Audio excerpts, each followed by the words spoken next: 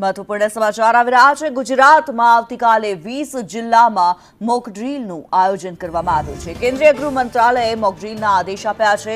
પાકિસ્તાન સાથે તણાવ સમયે મોક ડ્રીલનું આયોજન કરવામાં આવ્યું। વિદ્યાર્થીઓ નાગરિકોને ટ્રેનિંગ આપવા સૂચના આપવામાં આવી છે। એર રેડ વોર્નિંગ સાયરનની તૈયારી માટે આદેશ કરવામાં આવ્યા છે। તમામ રાજ્યોના અધિકારીઓ સાથે ગૃહ સચિવે બેઠક યોજી।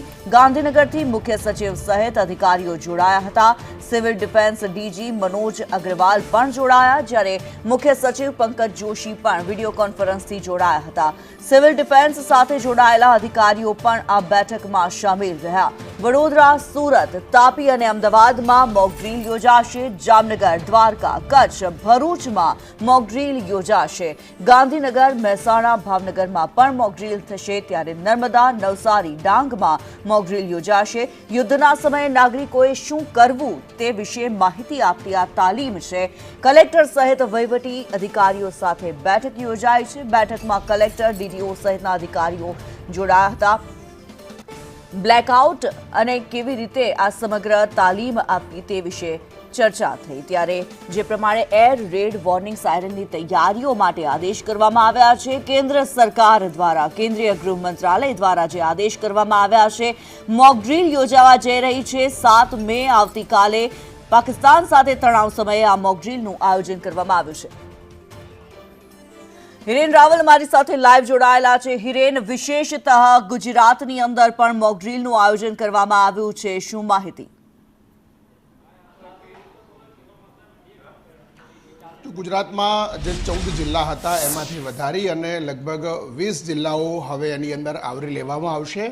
આ 20 જિલ્લાના કલેક્ટરો અને ત્યાંના જિલ્લા પોલીસ વડા સાથે 4 વાગે વિડીયો કોન્ફરન્સ ડીજીપી અને DG civil defence Manoj Agarwal એમની અધ્યક્ષતામાં યોજાશે। આ જે વર્કશોપ એક પ્રકારનો રહેશે, જે વિડીયો કોન્ફરન્સ છે, અને એની અંદર આવતીકાલે બપોર પછી એટલે કે સાંજના સમયે આ તમામ 20 જિલ્લાઓમાં એક સાથે આ પ્રકારનું મોક ડ્રીલ છે એનું આયોજન કરવામાં આવશે અને એનું ફાઇનલ પ્લાન જે છે એ આ વિડીયો કોન્ફરન્સની અંદર કરવામાં આવશે। મહત્ત્વની જે બાબતો છે એમાં આ ખાસ જે બ્લેકઆઉટ શું હશે, બ્લેકઆઉટ સમયે લોકોએ શું કરવું, ગામડાના લોકોએ બ્લેકઆઉટમાં શું કરવું, અને જે મોક ડ્રીલ માટે જનારા લોકો છે, અધિકારીઓ છે, એમને આ બ્લેકઆઉટનો ઉદ્દેશ્ય શું છે, શાના માટે બ્લેકઆઉટ હોય છે, યુદ્ધ સમયે આ પ્રકારની ઘટનાઓ કેમ, આ બાબતની માહિતી છે તો લોકોને આપવાની રહેશે। આ ઉપરાંત જે સાયરન વગાડવાની વાત છે તો એ સાયરનના સંદર્ભે પણ વિડીયો કોન્ફરન્સની અંદર માહિતી આપવામાં આવશે।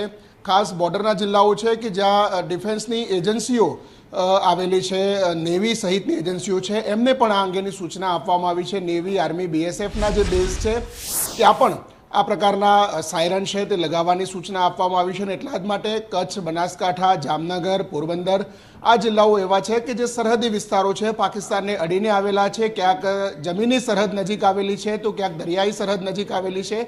એવા જિલ્લાઓની અંદર પણ છેવાડાના એટલે કે છેલ્લા ગામડાઓ છે સરહદને અડીને આવેલા, એ ગામડાઓના લોકો માટે આ વસ્તુ જરૂરી છે અને એટલા જ માટે એ જિલ્લાઓને પણ આવરી લેવામાં આવ્યા છે।